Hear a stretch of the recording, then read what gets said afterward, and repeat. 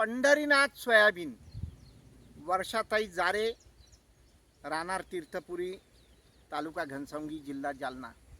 आणि आज 16 ऑगस्टला याला 55 दिवस पूर्ण झालेले आहेत आणि भयंकर असा माल लागलेला आहे, भयंकर अशी फुलधारणा झालेली आहे आणि वाढ पण अगदी सुंदर आहे.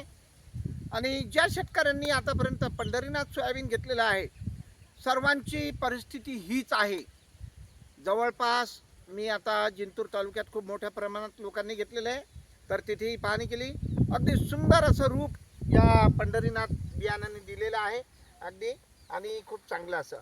पाटील थोडंसं असं जवळून दाखवा की झाडाचं फळफांद्या, आणि या घाबरू नका, काही नाही आतमध्ये.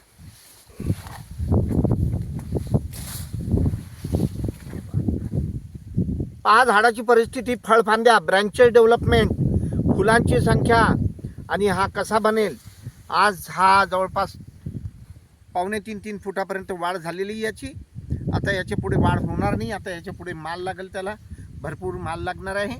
आणि आपण माल लागल्यानंतरचा एक व्हिडिओ आणि पुन्हा उतार्याचा एक व्हिडिओ सुद्धा टाकणार आहोत. धन्यवाद, नमस्कार.